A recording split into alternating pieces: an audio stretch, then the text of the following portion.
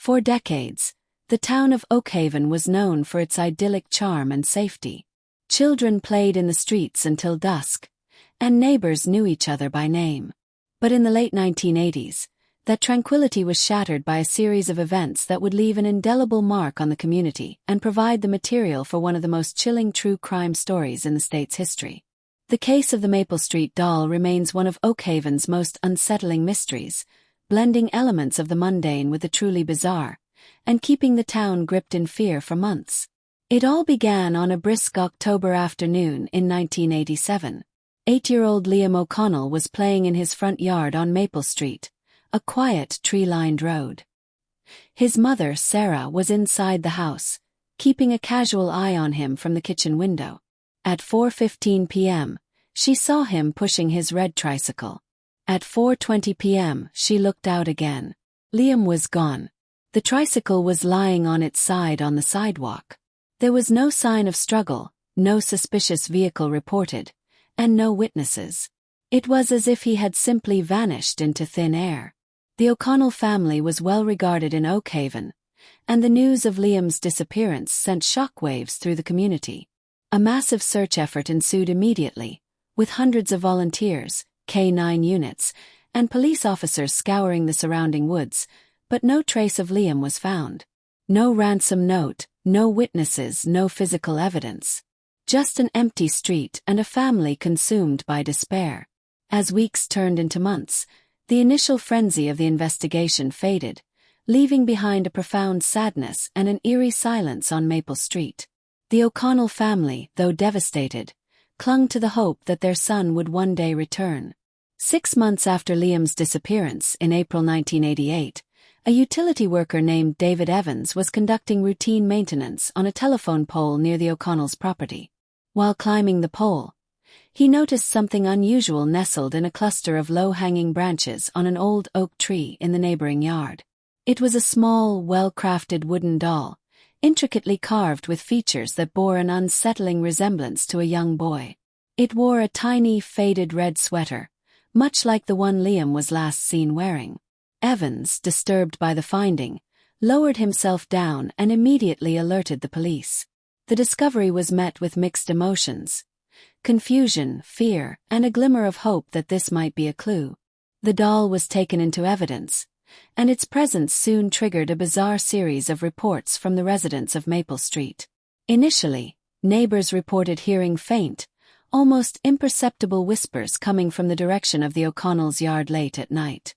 The sound was often described as a soft, rhythmic chanting that seemed to fade when anyone approached.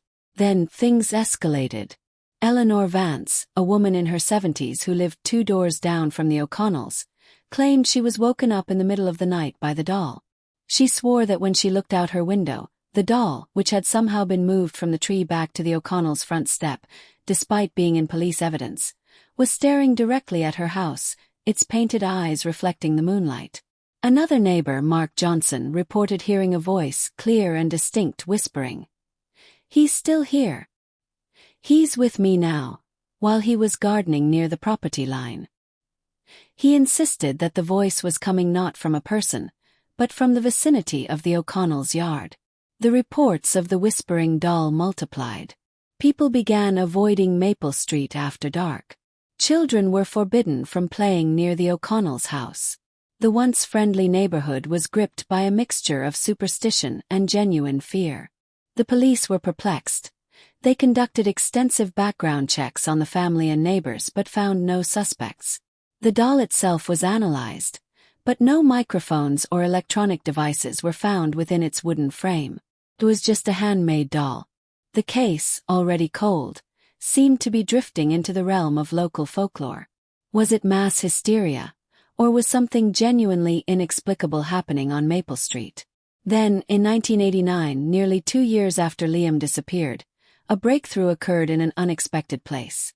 A hiker in the thick woods about 5 miles away from Maple Street stumbled upon a small, shallow grave hidden beneath a pile of leaves and branches. The investigation that followed confirmed everyone's worst fears. The remains were those of Liam O'Connell. The discovery was devastating, but it finally provided the physical evidence that had been missing. The autopsy indicated that Liam had likely been held captive for several months before being killed. His body bore signs of malnutrition, and the cause of death was determined to be asphyxiation. With a location and physical evidence, the investigation was re-energized. Investigators re-interviewed everyone, focusing on people with intimate knowledge of the area where the body was found.